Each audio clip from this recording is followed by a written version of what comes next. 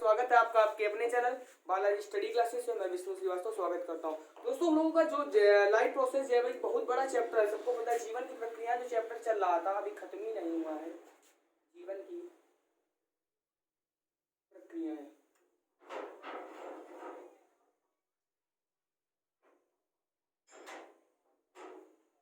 Life of process, जीवन की प्रक्रिया बेटा चैप्टर चला रहा है। इसमें हम लोगों ने मनुष्य में पाचन क्रिया देखी थी कि मनुष्य में पाचन क्रिया कैसे होती है। तो सबसे पहले मुख गुहा में पाचन बताया था, तो मुख गुहा में पाचन हम लोगों का हो गया था।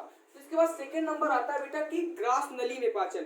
तो ग्रास नली में भोजन का पाचन होता है कि नहीं होता है, तो क्वेश्चन उठता है क्योंकि पाचन पढ़ रहा है तो पाचन कहाँ से शुरू होता है, तो मुख गुहा से होता है। तो क्वेश्चन उठता है कि ग्रास नली में क्या होता है, तो बेटा ग्रास नली में भोजन का पाचन नहीं होता है। यह क्या करता है, भोजन को आमाशय तक स्थानांतरित करता है, मतलब धकेलने का काम करता है। तो हम हेडिंग डालेंगे ग्रास नली में भोजन का पाचन।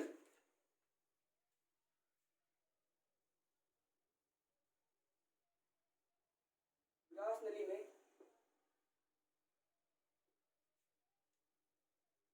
भोजन का पाचन।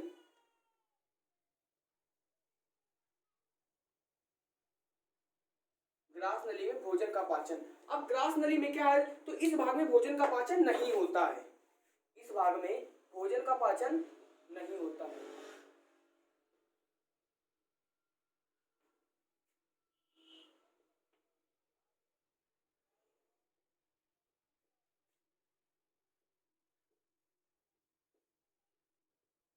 इस भाग में क्या होता है, भोजन का पाचन नहीं होता है। जो आपका ये होता है क्या कि जो आपका मतलब ग्रास नली भोजन होता है, तो इस भाग में क्या होता है, भोजन का पाचन आपका नहीं होता है। यह भाग केवल भोजन को मुख गुहा में आमाशय, यह भाग जो होता है केवल मुख भोजन को मुख गुहा से आमाशय तक स्थानांतरित करता है। यह भाग केवल किसे करता है, तो भोजन को। यह भाग केवल भोजन को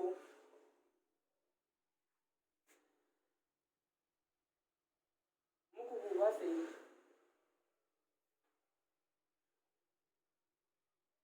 आमाशय तक क्या करता है, स्थानांतरित करता है।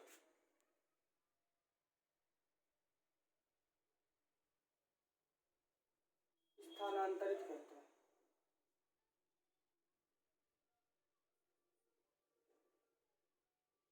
यह भाग मुख गुहा से आमाशय को क्या करता है, यह भाग केवल भोजन को मुख गुहा से आमाशय तक स्थानांतरित करता है। कौन करता है, ग्रास नली में जो भोजन का पाचन होता है।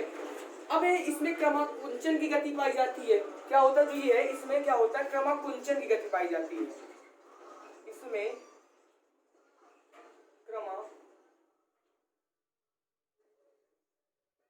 की गति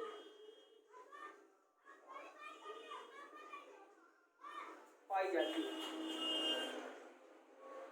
इसमें क्रमाकुंचन की गति पाई जाती है। इसमें जो होता है, जो भोजन को आगे की ओर धकेल। अब बेटा क्रमाकुंचन क्या होता है, इसमें तो हमने लिख दिया कि इसमें क्रमाकुंचन की जो भोजन को आगे धकेलने का काम करती है। जैसे कि मुख में टायलिन नामक एंजाइम पाया जाता है जो भोजन को निगलने में हमें सहायक होता है। तो जिसमें क्रमाकुंचन की गति पाई जाती है, जो भोजन को अंदर धकेलने में क्या करता है, सहायक होती है, जो भोजन को आगे की ओर धकेलने का कार्य करती है। जो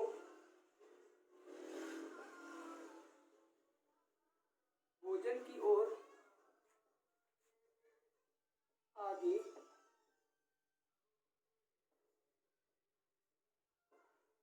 धकेलने की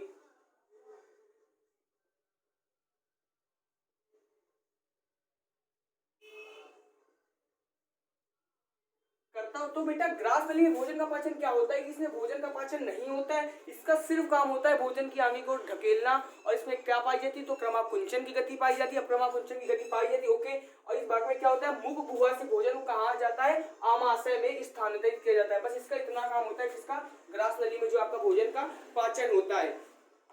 अब बेटा आगे आता है आमाशय में जठर का पाचन। जो आमाशय में भोजन का पाचन हम लोगों ने मुख गुहा में देखा, फिर ग्रास नली, मतलब ग्रास नली का समझ गले में जो पाचन होता है, ठीक है ना। ग्रास नली में पाचन के बाद आप देखते हैं आमाशय में भोजन का पाचन कैसे होता है। काफी इंपॉर्टेंट है आमाशय। आमाशय में भोजन का पाचन।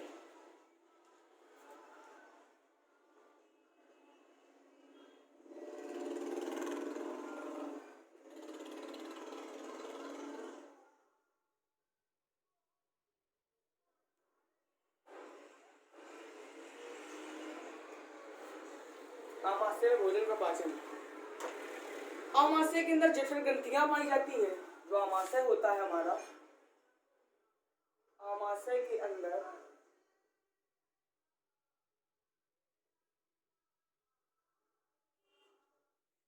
जठर ग्रंथियां पाई जाती हैं।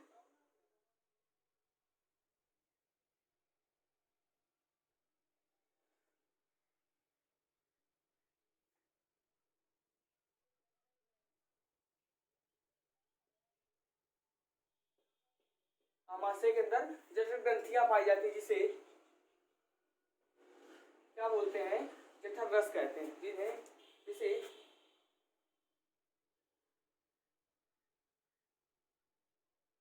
तो ये कहाँ पाई जाती है, आमाशय के अंदर पाई जाती है। और जिन्हें कहते क्या है, तो जिन्हें जठर रस हम लोग कहते हैं। आमाशय के अंदर ये ग्रंथियां पाई जाती हैं, ठीक है।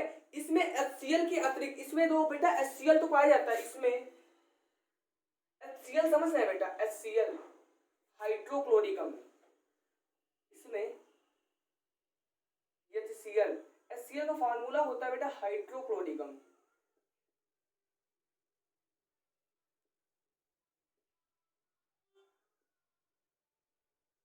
होता है हाइड्रोक्लोरिक अम्ल का फार्मूला होता है HCl।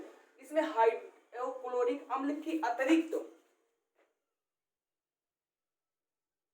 अब इसकी अतिरिक्त क्या पाया जाता है, तो बेटा इसके अतिरिक्त इसमें पेप्सिन पाया जाता है और रेनिन, पेप्सिन पाया जाता है आपका, और बेटा आपका रेनिन पाया जाता है। अब इसके अतिरिक्त हाइड्रोक्लोरिक अम्ल तो पाया जाता है, इसके अतिरिक्त आपका पेप्सिन पाया जाता है और रेनिन भी पाया जाता है। और तथा गैस्ट्रिक लाइपेज एंजाइम, तथा गैस्ट्रिक लाइपेज, एक ये नाम होता है गैस्ट्रिक लाइपेज एंजाइम पाया जाता है।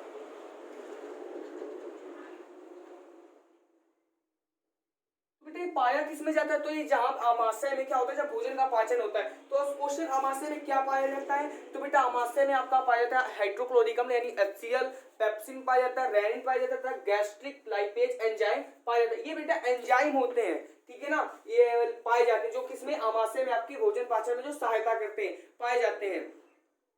जठर रस में कार्बोहाइड्रेट्स को पचा, जो जठर रस होता है, जठर रस में कार्बोहाइड्रेट्स को पचाने के लिए क्या आवश्यकता हो, जो देखते हैं जठर रस में कार्बोहाइड्रेट्स को, जठर रस में कार्बोहाइड्रेट्स आप लोग समझ चुके हैं बहुत अच्छे से।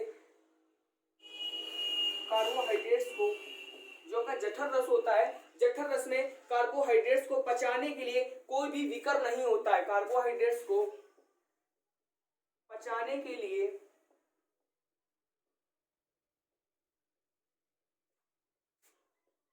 कोई भी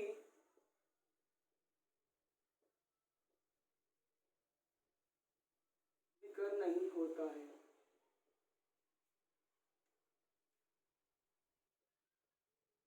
कोई भी विकल्प नहीं होता है जठर रस में भोजन को पचाने के लिए, आपका कोई भी विकल्प नहीं होता है। आमाशय में जठर रस में, जो आमाशय होता है आपका, आमाशय में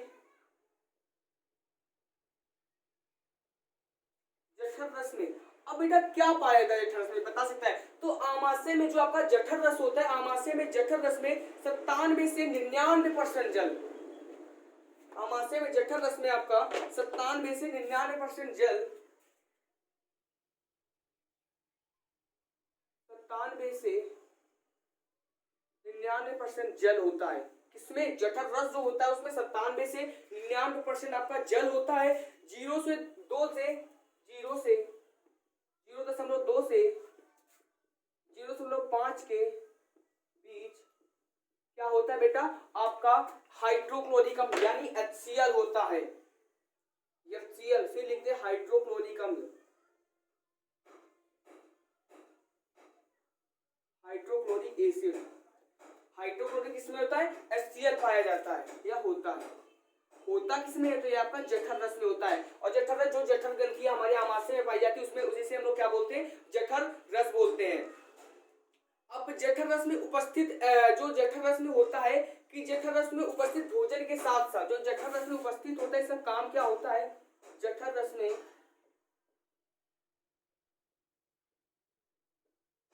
भोजन में उपस्थित जो का जठर रस होता है, जठर रस में भोजन में उपस्थित HCl भोजन के साथ साथ आए, HCl भोजन के साथ साथ आए, साथ साथ जो आए हानिकारक जीवाणुओं को नष्ट करता है, हानिकारक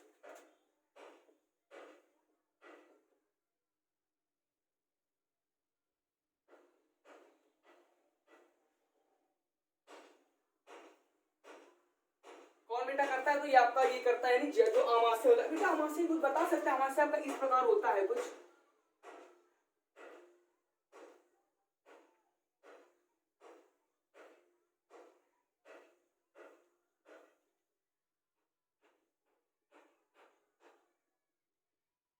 कुछ इस प्रकार। और यहाँ पे बेटा HCl पाया जाता है आपका, जो अंदर वाली भाग उसको मेडुला बोलते हैं, और ये जो बाहर का ये सब इस कॉर्टेक्स बोलते हैं। तो बेटा ये जो अंदर वाली भाग में ये आपका HCl पाया जाता है, कुछ इस प्रकार का होता है। तो आप लोग एक बात करिएगा कि बना लीजिएगा, इस प्रकार का होता है, और यहाँ पे आपका HCl पाया जाता है, जो ये होते हैं यहाँ पे आपके HCl पाया जाता है। और बेटा जब भोजन जाता है तो इसमें लिखा तो मैंने लिख दिया है कि भोजन को क्या बोलते हैं, उपस्थिति में आए, HCl के भोजन के साथ साथ आए हानिकारक जीवाणुओं को नष्ट करता है। तो करता कौन है? HCl। बेटा HCl की मैं आपको एक बात बता दूं कि HCl में इतनी ताकत होती है, हमारे शरीर में इतनी ताकत होती है आमाशय में, कि जो जिलेट गार्ड वाला ब्लेड आता है, अगर हम लोग धोखे से उसको खा लें तो वो भी एक कुछ पचा सकता है। कौन? तो बेटा वो HCl होता है। जबकि पाया कितना जाता है? तो 0.5 से 0.2 से 0.5%।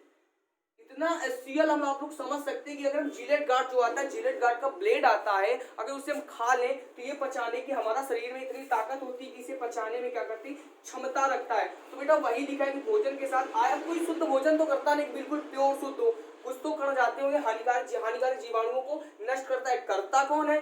तो बेटा ये आपका क्या करता है? HCl भोजन के साथ आए जो हानिकारक जीवाणु होते हैं इनको क्या करता है? नष्ट करता है। और भोजन को क्या होता है? सड़ने से बचाता है। कौन बचाता है? आपका HCl। तथा भोजन को सड़ने से बचाता है,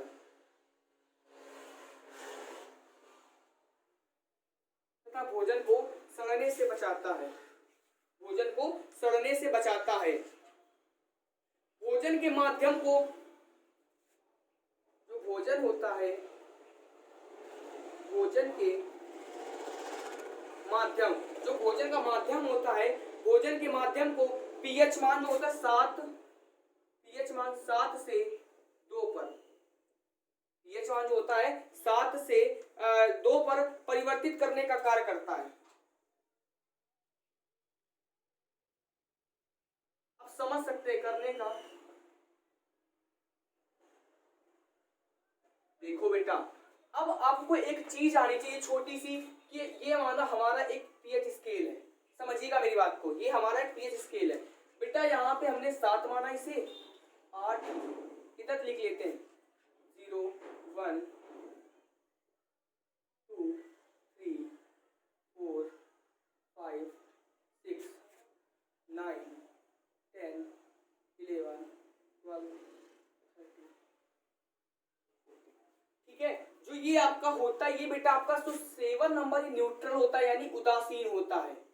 क्या होता है? न्यूट्रल यानी उदासीन। और बेटा जो आपका 0 से लेके, जो आपका 0 से लेके जो आपका 6 तक होता है वो अम्लीय होता है, एसिडिक होता है। ठीक है ना। और क्षारी कौन सा होता है? 8 से लेके ये आपका जो 14 नंबर तक होता है ये आपका क्षारी होता है। तो बेटा क्वेश्चन अब आता है, आप लोग हमें कमेंट करके बताइएगा कि जो हम लोग कोल्ड ड्रिंक पीते हैं ये अम्लीय होती है कि क्षारी होती है या उदासीन होती है, या फिर जो कोल्ड ड्रिंक हम लोग पीते हैं तो कोल्ड ड्रिंक का pH मान कितना होता है बताइएगा। तो बेटा कोल्ड ड्रिंक का pH मान जैसे कि 0 से 1 2 3 4 5 6, अगर 6 तक कोई वैल्यू है, यानी जैसे कि बेटा देखो मैंने बताया 0.2 से 0.5, तो बेटा 0.2 से 0.5 हुआ ना, 0 से 0.2 0.1 0.2 0.3 4 5, तो बेटा ये आपका क्या होगा? अम्लीय होगा। जी हाँ अम्लीय होगा। और बेटा 7 नंबर आपका उदासीन न्यूट्रल होता है। ठीक है ना। और 8 से लेके 14 नंबर तक आपका बेटा क्षारीय होता है। तो आप लोगों को बस हमें कमेंट करके बताना कि जो हम लोग दूध पीते हैं या कोल्ड ड्रिंक पीते हैं तो क्योंकि सेहत के लिए कोल्ड ड्रिंक सॉरी माफ करिएगा दूध बहुत अच्छा होता है। तो बेटा हमें बताइएगा कि जो हम लोग पीते हैं उसमें दूध में कौन सा अम्ल पाया जाता है। और बेटा एक बात बताइएगा कि दूध हम लोग अम्लीय होता है कि क्षारीय होता है, और कोल्ड ड्रिंक जो हम लोग पीते हैं वो अम्लीय होती है क्षारीय होती है। चलो अपने टॉपिक पे आते हैं। भोजन के माध्यम से, हाँ तो क्या है पीएच 7 से 2 पर। 7 मतलब बेटा उदासीन से 2 पर, यानी उदासीन से क्षारीय यानी उदासीन से अम्लीय करने की, परिवर्तित करने का कार्य करता है कौन बेटा भोजन के माध्यम से। कौन HCl आपका हाइड्रोक्लोरिक अम्ल कार्य करता है। जठर रस में उपस्थित, जो जठर रस में उपस्थित होता है प्रो एंजाइम, जठर रस में उपस्थित, जठर रस में कौन उपस्थित होता है प्रो एंजाइम्स होते हैं आपके प्रो एंजाइम्स।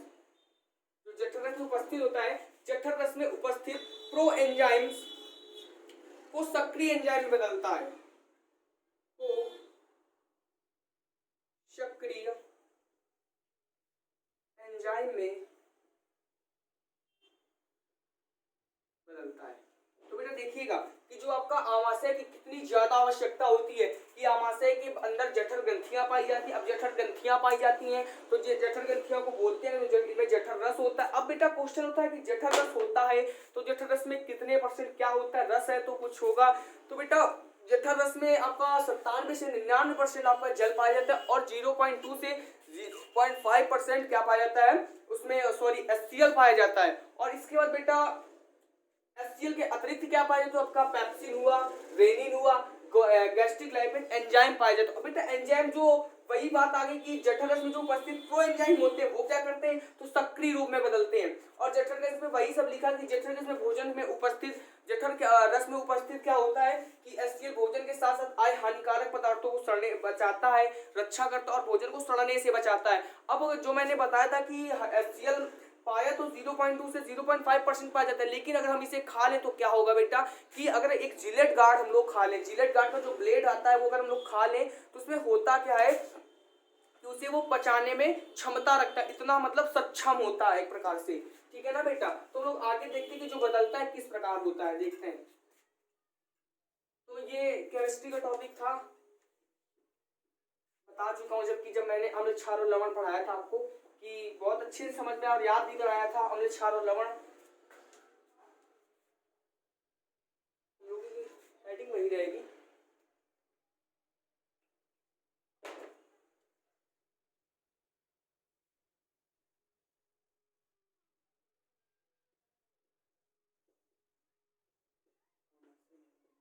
ठीक है, अब इसमें डालते हैं जो बदलता है एंजाइम में बदलता है। Number 1 pepsin.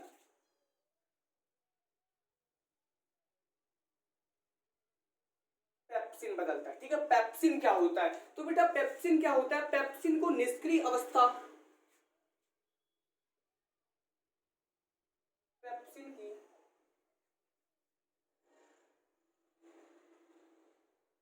निष्क्रिय, अब पेप्सिन की निष्क्रिय अवस्था को कहते क्या है, काम करते। ठीक है बेटा थोड़ा बड़ा हो जाए फिर लिखते हैं।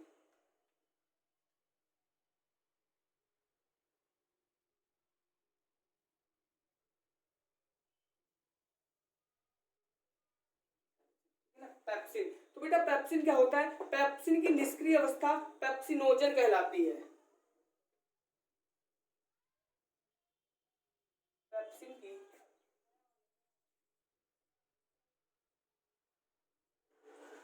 निष्क्रिय अवस्था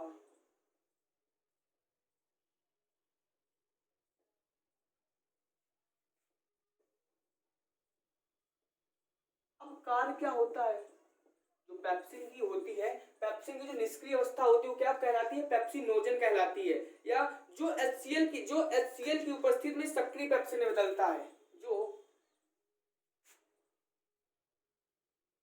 HCl की उपस्थित, जो HCl में जो उपस्थित होता है, जो HCl की उपस्थिति में सक्रिय पेप्सिन में बदलता है, जो HCl की उपस्थिति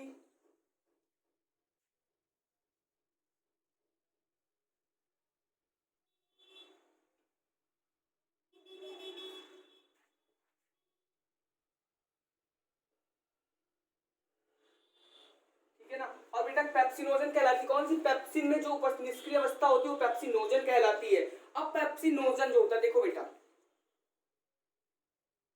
पेप्सिनोजन ये बेटा कौन सी अवस्था है, निष्क्रिय है, तुम लोग ने लिख दिया निष्क्रिय।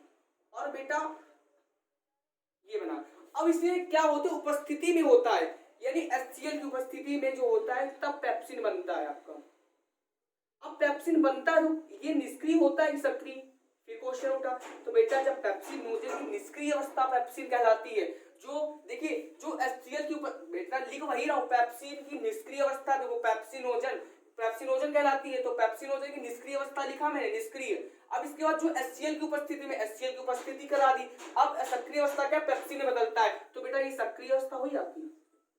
तो वही तो लिखा है कि पेप्सिन की निष्क्रिय अवस्था वो पेप्सिनोजन कहलाती है, जो पेप्सिनोजन की निष्क्रिय अवस्था होती है HCl की उपस्थिति में किसमें बदलता है, आपका पेप्सिन में बदलता है। तो ठीक, आपका ये पेप्सिन हुआ। अब बेटा पेप्सिन प्रोटीन पाचन एंजाइम है, जो पेप्सिन है, जो आपके पेप्सिन है ये पाचन प्रोटीन एंजाइम है, जो आपके पेप्सिन है ये क्या है, पाचन प्रोटीन पाचन एंजाइम, सॉरी प्रोटीन पाचन एंजाइम है, प्रोटीन पाचन एंजाइम है। कौन है, जो आपके पेप्सिन है प्रोटीन का है, पाचन एंजाइम है। ओके, अब बेटा आगे की ये प्रोटीन को पेप्टोनोन्स, ये जो प्रोटीन होते हैं जो पेप्सिन होते हैं, ये प्रोटीन को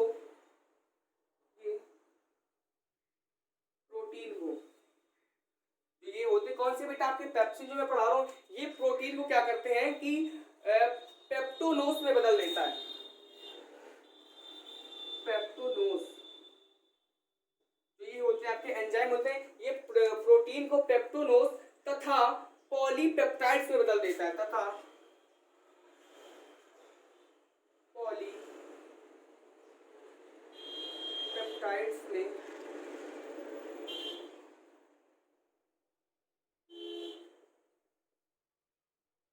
पॉलीपेप्टाइड्स में क्या होता है, बदल देता है। जो प्रोटीन होते हैं, जो आपके प्रोटीन होते हैं ये क्या होते हैं, किसमें बदल देता है, और बेटा किसकी उपस्थिति में, तो पेप्सिन की उपस्थिति में, पेप्सिन की उपस्थिति में किसमें बदल देता है, पेप्टोनोस, पेप्टोनोस और पेप्टाइड्स। देखिए बेटा समझने वाली सिर्फ आपको बात इतनी है कि जो पेप्सिन होती है वो निष्क्रिय अवस्था में HCl की उपस्थिति में पेप्सिन सक्रिय बनाता है। जो पेप्सिन होता है प्रोटीन पाचन एंजाइम है, ये प्रोटीन को क्या करते हैं, ये प्रोटीन को पेप्सिन की अवस्था में पेप्टोनोस तथा पेप्टाइड्स में क्या होते हैं, बदल देते हैं। ठीक है ना, बस यही था। अब बेटा जो आता है कि रेनिन क्या होता है, हम लोग डालेंगे रेनिन, इसी में जो हम लोग पेप्सिन HCl पढ़ रहे थे जो बदलता है इसमें पाए जाते हैं, तो डालेंगे रेनिन क्या होता है, रेनिन।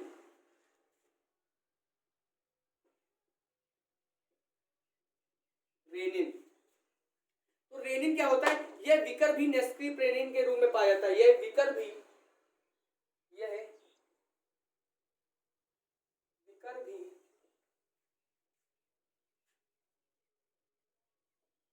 यह विकर भी निष्क्रिय प्रेरेनिन के रूप में पाया जाता है।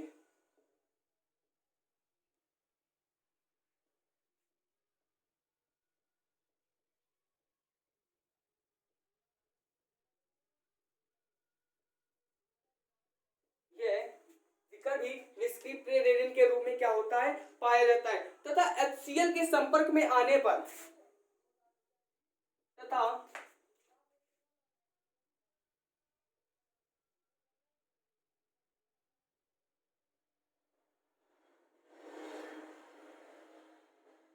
HCl यानी हाइड्रोक्लोरिक अम्ल, तथा HCl के संपर्क में आने पर सक्रिय रेनिन में बदल जाता है, सक्रिय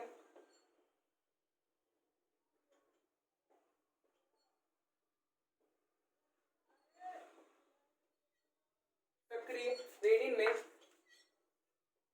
बदल जाता है, रेनिन सक्रिय रेनिन में बदल जाता है। ये एंजाइम दुग्ध प्रोटीन को पचाने का काम करता है,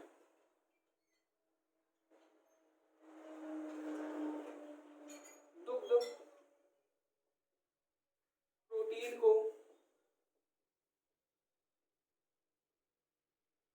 पचाने का कार्य करता है। अब बेटा क्वेश्चन उठेगा कि दुग्ध प्रोटीन को पचाने का कार्य कौन करता है, तो बेटा आपका वो रेनिन करता है। दुग्ध प्रोटीन को पचाने का कार्य करता है, ये शिशुओं के जठर रस में पाया जाता है। जो ये होता है ये शिशुओं के जठर रस में पाया जाता है, ये शिशुओं के जठर रस में पाया जाता है, ये शिशुओं के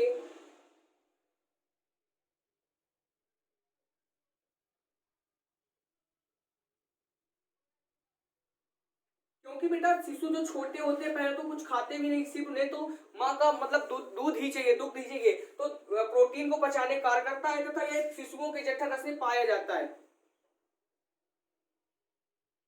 ठीक है, पाया जाता है किसमें, जो शिशुओं में जठर रस में पाया जाता है, तथा दूध को फाड़कर उनमें प्रोटीन को अलग करता है, तथा दूध को फाड़कर, अब पता है फर्जी के क्वेश्चन सबके दिमाग में उठ रहे होंगे कि दूध को फाड़कर, हाँ बेटा अंदर जो होता है दूध को फाड़कर क्या करते हैं कि दूध को फाड़कर उनके प्रोटीन्स को अलग करता है,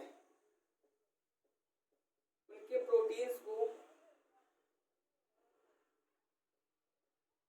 तुम्हें दिखेगा थोड़ी ना, बाहर पनीर बनाने के दूध फाड़ा जाता है तो तुम्हें लग रहा है अरे दूध को अंदर ही फाड़ा जाता है, तो बेटा वो होता है, वो प्राकृतिक क्रिया है, और क्या होता है दूध को फाड़कर उनके प्रोटीन्स को अलग करता है। कौन करता है, तो ये आपका रेनिन का कार्य रेनिन करता है। यानी जो आपका दुग्ध प्रोटीन होता है, दुग्ध प्रोटीन होता है, दुग्ध प्रोटीन जो होता है, दुग्ध प्रोटीन क्या होता है, इसमें क्या देखा रेनिन की उपस्थिति में कैल्शियम प्लस प्लस, ठीक है ना, कैल्शियम के ऊपर प्लस के दो चार, तो रेनिन के दुग्ध प्रोटीन क्या करता है, पैराकेसीन पैराकेशीन ये होता है, ठीक है ना, जो दुग्ध प्रोटीन होता है रेनिन की उपस्थिति में पैराकेशीन बनाता है, तो ये आपका हुआ रेनिन। अब हम लोग अगला आते हैं बेटा, अब क्वेश्चन आता है कि आमाशय में भोजन रहता कितनी देर है। बढ़िया क्वेश्चन है कि आमाशय जो होता है, आमाशय में भोजन सर कितनी देर रहता है, तो बेटा आपका जो आमाशय होता है, आमाशय में भोजन आपका 3 से 5 घंटे रहता है।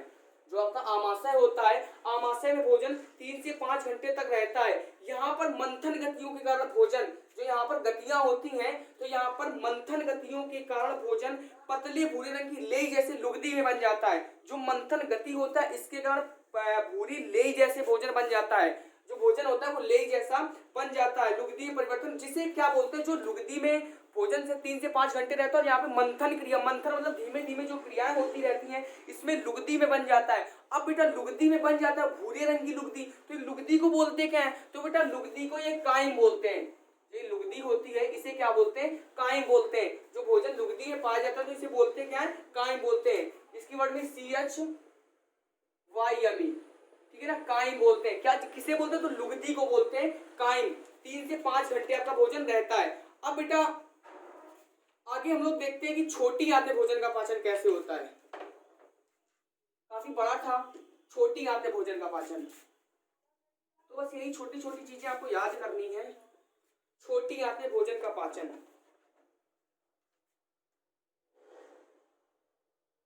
छोटी आंत में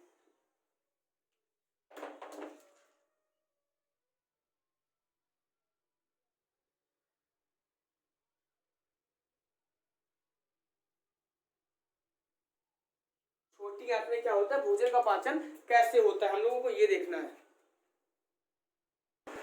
ठीक है ना बेटा। छोटी आंत में भोजन का पाचन कैसे होता है हम लोग देखते हैं। तो सबसे पहले छोटी आंत में 3 भागों में बांटा जाता है।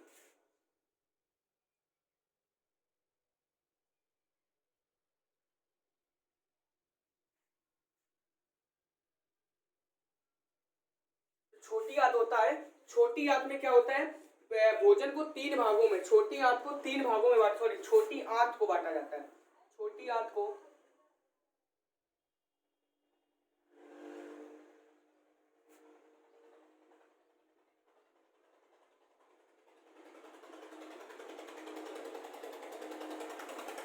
छोटी आंत को 3 भागों में क्या होता है, बांटा जाता है।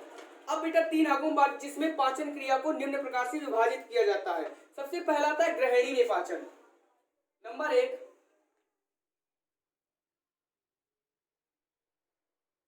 ग्रहणी में पाचन, ठीक है ना, ग्रहणी में पाचन। तो ग्रहणी में पाचन क्या होता है, तो आमाशय से भोजन छोटी आंत, आमाशय से भोजन, जो आमाशय, अभी तक आमाशय में था भोजन, अब आमाशय से भोजन क्या होता है, छोटी आंत की ग्रहणी भाग में आता है। छोटी, यहां पर बेटा काइंड बन चुका है भोजन, ये भी याद रखिएगा। छोटी आमाशय से भोजन छोटी आंत के ग्रहणी में आता है, ग्रहणी में आता है। आमाशय से जो भोजन होता है छोटी आंत से क्या होता है, ग्रहणी में आता है, जिसमें अग्नाशय से आने वाली, जिसमें अग्नाशय से आने वाली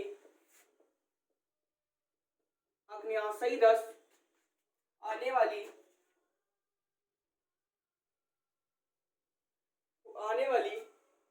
अग्नाशी रस, आमाशय से आने वाली अग्नाशी रस तथा यकृत के पित्ताशय से आने वाला, तथा यकृत के पित्ताशय। अब बेटा यकृत के पित्ताशय से कौन सा रस आता है, तो पित्त रस आता है। तो यकृत के पित्ताशय से आने वाला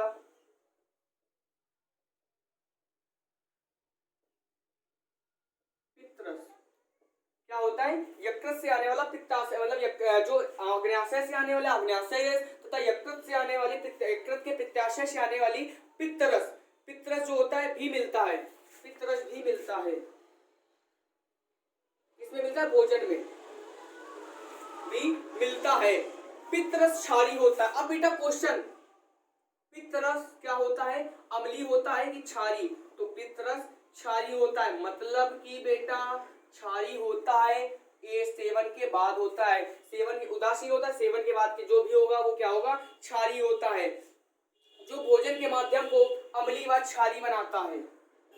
कौन बनाता है, जो भोजन के माध्यम को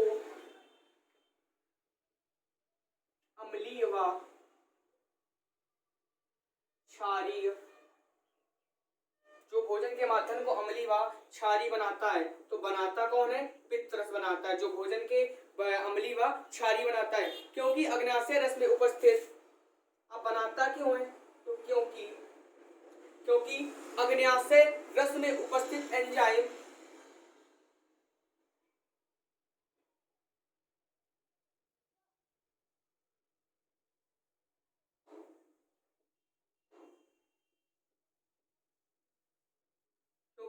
जो अग्नाशय रस में उपस्थित एंजाइम होते हैं, अग्नाशय रस में उपस्थित एंजाइम क्षारीय माध्यम में ही सक्रिय होते हैं,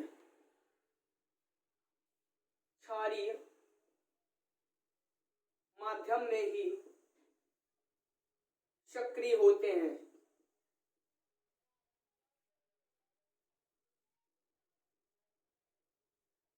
क्योंकि अग्नाशय से उपस्थित एंजाइम क्या होते हैं, क्षारीय माध्यम में ही बेटा आपके सक्रिय होते हैं। साथ ही अग्नाशय के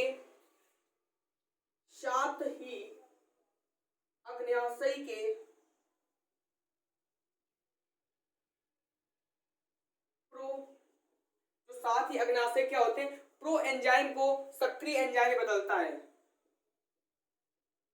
प्रो एंजाइम को सक्रिय एंजाइम में बदलता है।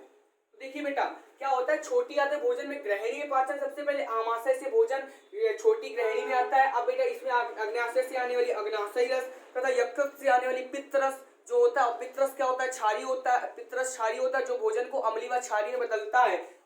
और इसके बाद पित्त रस क्षारीय होता है, जो भोजन के माध्यम से अम्लीय व क्षारीय में बदलता है, क्योंकि अग्नाशयी रस में उपस्थित जो एंजाइम होते हैं वो क्षारीय माध्यम से ही सक्रिय होते हैं, अग्नाशयी से के प्रो एंजाइम्स को सक्रिय एंजाइम में बदलता है। अब बेटा पित्त रस में कोई एंजाइम नहीं पाया जाता, क्वेश्चन फिर उठा, जो आपका पित्त रस होता है, पित्त रस में जो क्षारीय होता है, कोई भी नहीं पाया जाता है, पित्त रस में कोई भी एंजाइम नहीं पाया जाता है। जो आपका पित्त रस होता है इसमें कोई भी एंजाइम आपका नहीं पाया जाता है, परंतु अग्न्याशयी रस में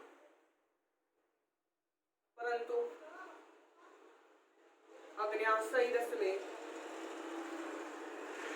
कुछ अग्न्याशयी रस में एंजाइम पाए जाते हैं। ठीक है, जैसे अब बेटा क्वेश्चन होता है कि कौन से एंजाइम पाए जाते हैं, तो जैसे आपका बेटा हुआ ट्रिप्सिन हुआ, एमाइलेज हुआ, लाइपेज हुआ, लाइपेज हुआ आपका,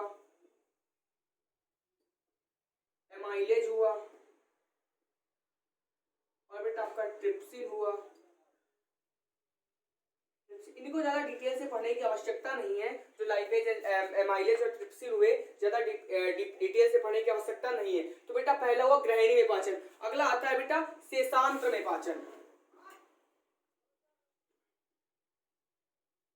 शेषांत्र में पाचन,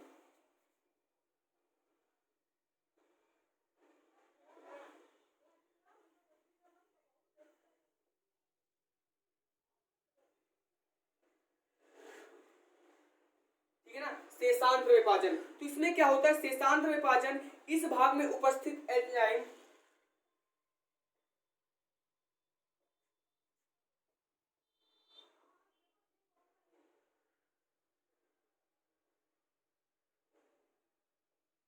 इस भाग में जो उपस्थित होता है एंजाइम किसमें, शेषांत्र में, तो इस भाग में उपस्थित एंजाइम अधपचे भोजन पर क्रिया करते हैं।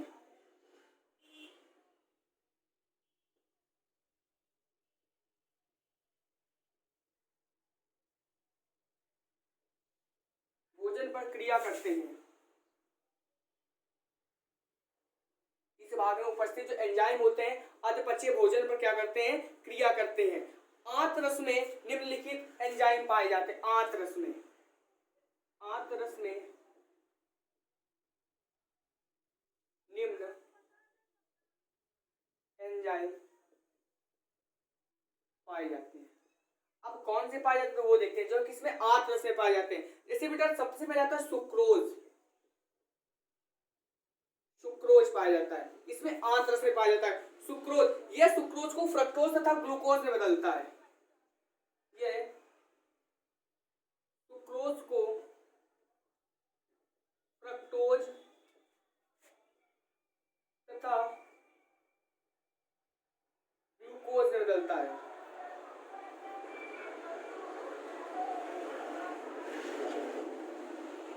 कौन बदलता है, जो ये सुक्रोज होता है, सुक्रोज को फ्रक्टोज तथा ग्लूकोज में बदलता है। जो का सुक्रोज होता है बदलता किसमें है, फ्रक्टोज तथा ग्लूकोज। अब किसकी तो फ्रक्टोज यानी जो आपका सुक्रेज होता है, सुक्रेज की उपस्थिति में, ठीक है ना। सबसे पहला सुक्रोज पाया जाता है, सेकेंड नंबर पे आपका पाया जाता है आपका लैक्टोज, लैक्टोज। तो ये लैक्टोज क्या करता है कि दुग्ध शर्करा को ग्लूकोज तथा गैलेक्टोज में बदलता है। ये दुग्ध शर्करा को लैक्टोज तथा गैलेक्टोज में बदलता है।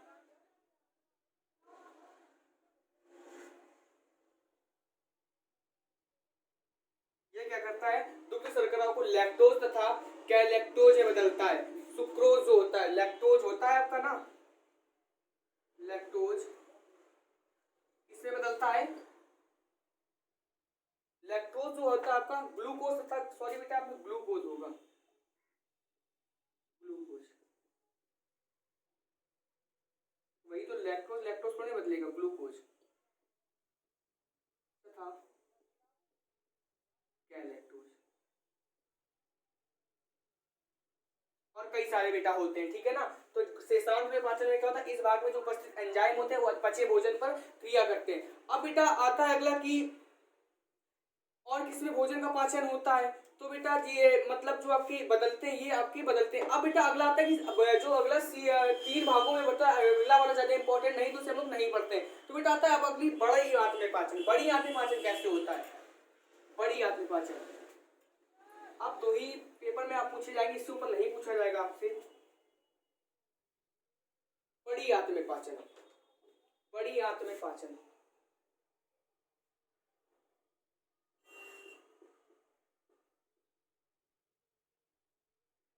बड़ी आंत में पाचन। अब बेटा बड़ी आंत में पाचन क्या होता है? छोटी आंत से बचा हुआ अपचित भोजन, छोटी आंत से बचा हुआ अपचित भोजन सबसे आखिरी में जाएगा ना। तो क्या होता है? छोटी आंत से बचा हुआ जो अपचित भोजन होता है वो बड़ी आंत में प्रवेश करता है।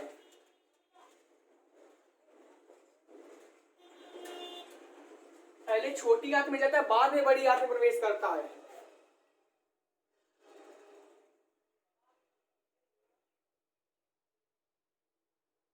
बड़ी आंत में क्या करता है? प्रवेश करता है।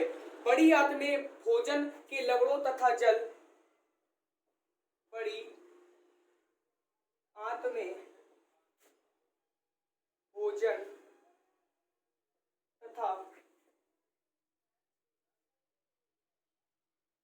जल के लवणों का क्या होता है? अवशोषण होता है।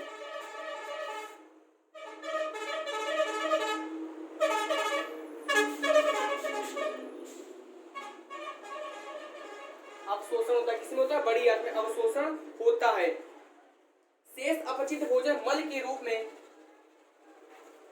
शेष जो अपचित भोजन होता है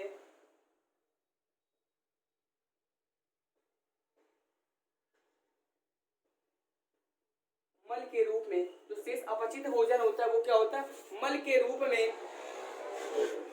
मलाशय में एकत्र होता रहता है। मलाशय में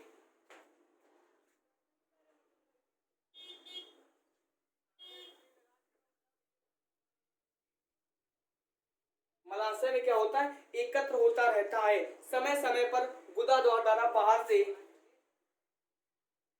समय समय पर गुदा द्वारा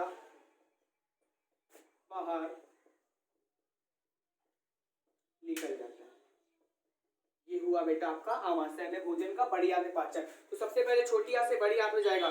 ठीक है बेटा, वीडियो काफी लंबी हो चुकी, मिलते हैं अगले वीडियो। अब की बार हम लोग इसके अगला चैप्टर शुरू करेंगे, जो इसके साथ बाद वाला चैप्टर आपका होगा कि जीवन की प्रक्रिया हम लोगों का चल रहा था।